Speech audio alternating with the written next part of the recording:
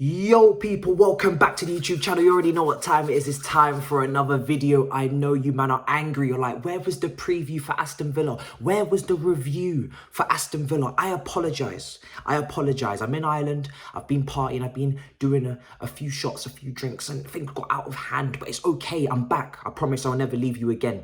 Well, maybe for the watch along tomorrow, but we'll get for that later. Listen, I wanted to wait for the news cycle to finish. There's been a lot of news for Chelsea. We're going to be talking about that. Yes, this is a Chelsea versus Brighton video, not technically a preview, and you know how we do now.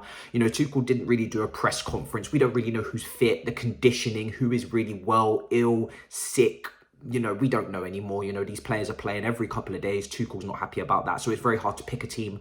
I can't get angry at the team picked. It's all about conditioning. It's all about who's available, healthy, well, and, you know, just ready to go, fired up. So we're not going to talk about picking a team today. We're just going to be talking about the big topics that I haven't been able to discuss over the last few days. Obviously, I've been AWOL, but I am back now. I'm here. I am ready to chop it up and mix it up with you, man. Dem. Okay, let's get into it. So first of all, let's start with the performance against Aston Villa. Now, like I said, I didn't really do a review on it. I wasn't really in the right mindset, state, ready to go, to do it, to analyze it, to discuss it, to talk about it, to flesh it out. But massive credit to four players in particular. I know there's maybe a few more, but I want to stick to these four. Lukaku obviously coming on a couple days after getting over the disease and still manages to come on in the second half and have a positive impact. And this is what I'm talking about, not giving up on the 100 million man. He has many facets to his game. He spoke about this in the post-match interview, talking about how, you know, he says to Tuchel, I have many facets to my game. I can do many things. I can press, I can link up, I can hold up, I can run the channels, I can run in behind,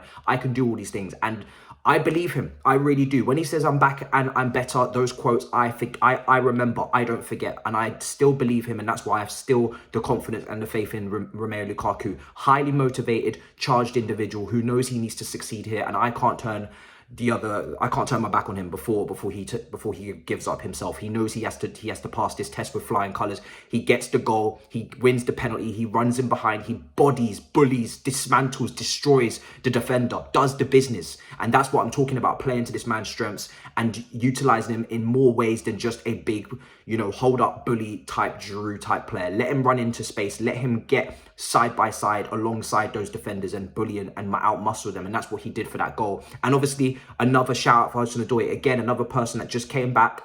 Obviously can be better, can play better, but just came back from the disease, gets an assist, wins the penalty. It was a lovely cross. And this is why I want to see these two together. I spoke about this in my prior video in terms of forward lineups that I want to see in 2022. They, alongside with Mason Mount, was a front three I wanted to see, because I want to see, you know, Hudson-Odoi's chance creation, his variety of passing, his crossing, his switches of play, which he showed and showcased many times in that game for Lukaku. Those situations he can create for Lukaku, those goal scoring opportunities, and then we won't have Lukaku isolated, suffering up front with a lack of chances, which is what he had in his previous stint before he got injured, where he wasn't scoring because he wasn't getting many chances. He was exceeding his XG at the start of the season because he was feeding off scraps, and Chelsea were not playing Hudson-Odoi.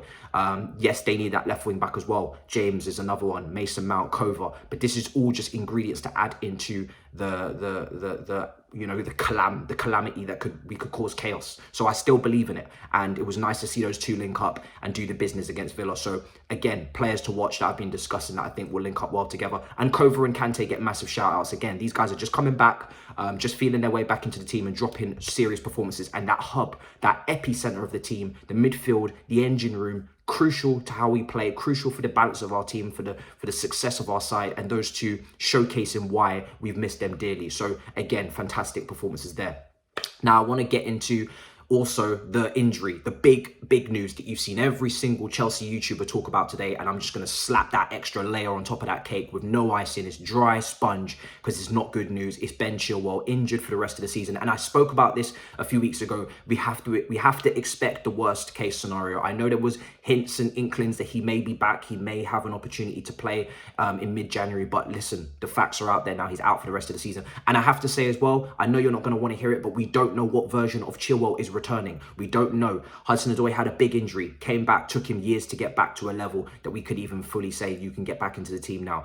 Loftus-Cheek, another one, big injury, took him years to get back. So Chilwell, we don't even know next season, at the start of the season, after pre-season, what level of Chilwell we're getting. We're going to have to be patient. We're going to have to give it time, which is why we have to go out and get a starting, leading, serious season left wing back. Not a joke man, not someone who can be back up to Chilwell. This is a starting role. This is a starting role that we're looking for now. If you hand your CV in, requirements, job title, history, past recommendations, we need certain boxes ticked on that CV when you're handing it up to the front desk. We need you to be a starter. We need you to have pace. We need you to be reliable, consistent, injury-free, and we need you to have experience at the top level and ready to compete for the Premier League and the Champions League. These are the finer margins when you come up against your Gnabry's, your Sané's, etc. in the Champions League. We need to be able to handle that after we hopefully progress against Lille. So we need to go and get a starting quality left wing back. Now, the options, let's go for the realistic ones, not my ones that I really, really want as a preference. I spoke about it in a prior video. Again, Goossens, Guerrero, I spoke about all that, but we're going to speak about the realistic ones we've been linked with. Lucas Digne. Now, this is the most realistic and best option that is being put out there into the open in terms of Chelsea's interest. We have Tagliafico and we also have Dest, the Barcelona American-born wing-back, full-back, can play on both sides. Now, I'm not keen on Dest. Again, young player, a lot of improving to do. American fans will even tell you that. And they obviously watch him, even more frequently than us. He's a prospect. He's got potential. He can play both sides, but he's predominantly on the right side. So that means he can play left, but he's not left-sided.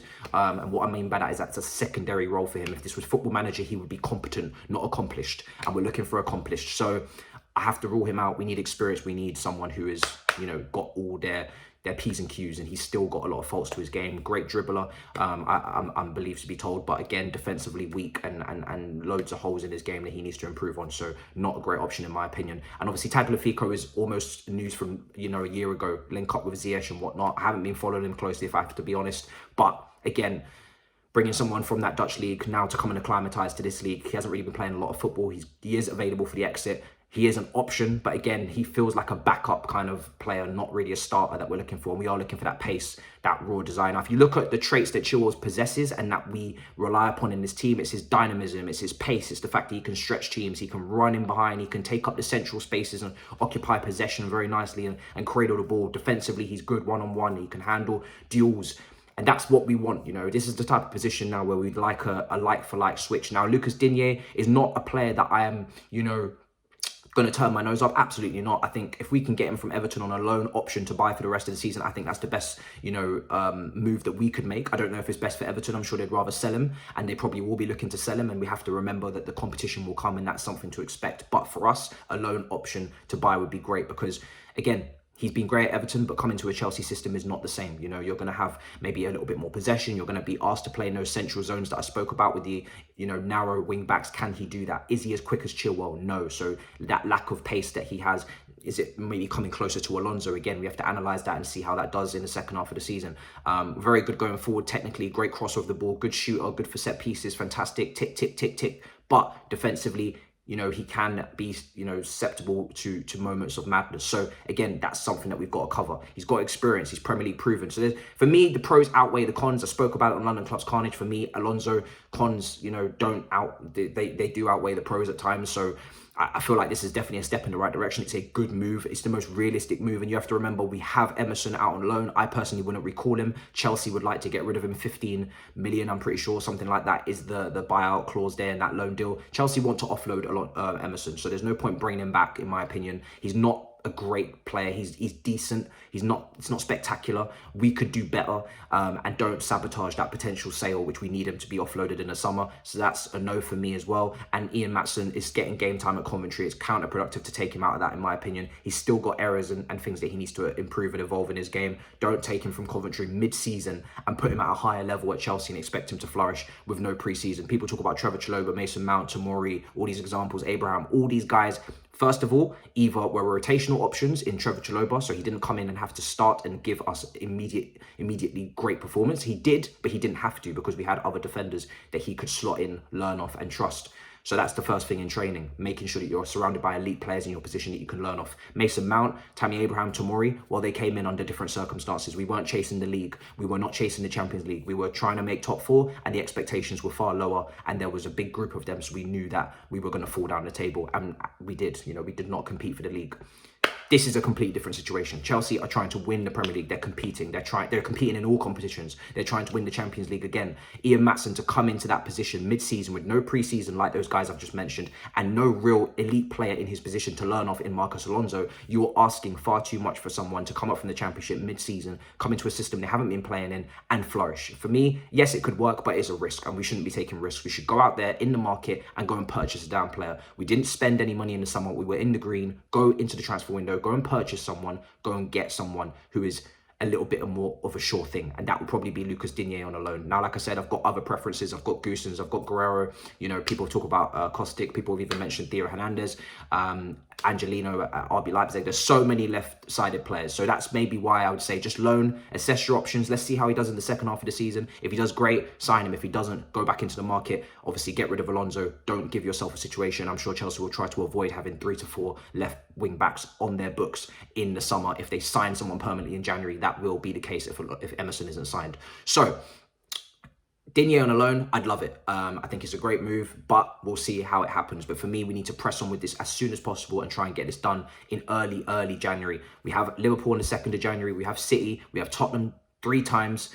Chesterfield as well, sneaking in there. We got big title deciding fixtures in January. We have to have a top choice at left wing back as soon as possible. And apparently, reportedly, Chelsea are considering Ian Maatsen and Emerson over the next 48 hours. So hopefully that's concluded. And I hope personally that they choose to go with Lucas Digne, who, yes, has his flaws, has things that he can improve on, but it's just simply a superior option to Alonso. It's probably the best you can get in January right now. And then, like I said, Goossens, Guerrero, contracts running out in 2023. Assess your options in the summer. Don't overload yourself in one position in terms of numbers and keep it moving respectfully. That's what I hope for Chelsea. Now, moving on, we've also got to talk about the defensive situation with the contracts. On Saturday, Christensen will be able to talk to other clubs. Reportedly, Barcelona are eyeing him up. Rudiger will be able to talk to Real Madrid. That looks to be like it's going to be done pre-contract there. Azpilicueta, Barcelona again, Saturday, pre-contract talks can start. They can sign on the dotted line. So we've got 3 important players in the back line that could potentially have pre-contracts signed elsewhere on Saturday. Now, the only thing I care about is that their concentration and motivation and mentality does not change going into the rest of the season. If it does, and I'm saying this right now here on camera, and I'll be saying this on the Big Six, if they do not remain focused and they do drop the ball, drop the bag, fumble the bag, whatever you want to say, then we will not be able to obviously, compete for these 2 trophies that I keep banging on about. It is predicated on those 2 or 3, if they sign pre-contracts elsewhere, remaining with their heads in the zone, head in the game, and still putting out world-class top performances. Will they do that? Well, we'll find out. We'll find out just how professional these guys are, just how much they give a shit about the club. If they do sign those pre-contracts on Saturday, I'm sure Azpilicueta we don't have to worry about, but the other 2, we will see where their mentality lies if they sign those pre-contracts at Barcelona and Real Madrid, and then we stick with them to the rest of the season. Jules Koundé is, of course, a player that we've spoken about many a time. We were linked with him over the summer. He looks like as if he's verbally agreed that he wants to join Chelsea. So again, that deal will probably be a deal that gets done, maybe pre-agreement like a Ziyech, maybe like a Pulisic, but then it's not actually finalised until the summer he moves over. But he is very unhappy at Sevilla. He doesn't want to be there. So maybe we can get something done for January. We're probably going to have to pay quite a premium price, but again, would you rather have Koundé in, who desperately wants to play for Chelsea? We've seen him get sent off for Jordi Alba, so that's a great little plus point there. Or would you rather have maybe these guys who are not mentally checked in and already moving clubs? So Chelsea might have to bite the bullet and bring in that extra defender who's more motivated and more concentrated, like Juice, in the team right now. Then, go for the watered down guys who are currently headspace elsewhere. So that's also something that we'd have to look at and consider. Now for Brighton, like I said, I don't know who's going to play. I don't have a clue. I'm not going to make it up as I go along. I'm not going to pick a team because personally, like I said to you, I'm not going to be angry with the team. We can't judge as supporters. We saw Tuchel was fuming about having to bring back Lukaku, Kante, especially Lukaku and Hudson-Odoi. Those players coming on, making an impact, great, but having to bring them back so quickly after illness, it's not ideal. It's not something that he believes in. It's not something he wants to do. So again, again, we don't know how those guys recover and come back and be ready for Brighton in the following day. So that is something we have to look at. Now, obviously, we've got under 23s that are training. Simmons, we've got Vale, we've got Spoon, Knife and Fork. We've got all of these guys under 23s that are training with the team as well. Harvey Vale, I think I've mentioned him already. Let's see if they're involved in the team, maybe even on the bench against Brighton. I will be at the game. If my PCR test does not fail, I will be at the game doing a vlog. I'll do the review. You'll get a double upload there, vlog and a review. Vlog the following day, following morning, review obviously after the match, and then obviously all you can eat Chelsea following that as well. So lots of content coming up. I am back. I did disappear. I did get shit-faced. I did get a little bit away from, you know, the content, but I'm back now, okay? It was the Christmas period. You can't blame me, can you? I had to do it, you know? I'm not sensible. So that's where we stand, people. For me personally, I'm just glancing at my notes just to check that I haven't left anything out. I'm really, really happy with the performance against Villa. I know it wasn't perfect. I know it went a goal down, but we showed the right stuff and we came back and got a vital 3 points. And it's just ironic that I'm recording this as Liverpool fumble the bag and lose to Leicester. So the mentality monsters, bark, bark, big dogs, grr, are now level on points with Chelsea. Injury-stricken, COVID crisis, haven't had a break. The only team out of the three, City, Newcastle and Chelsea, the only three teams not to have a break over Christmas, level on points with Liverpool. We're not out of the title race unless Liverpool are too. So good day, good night, wherever you are. I am a happy man.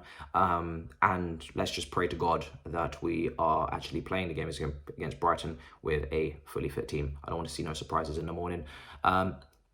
Smash up the icons in a bit, people. Peace.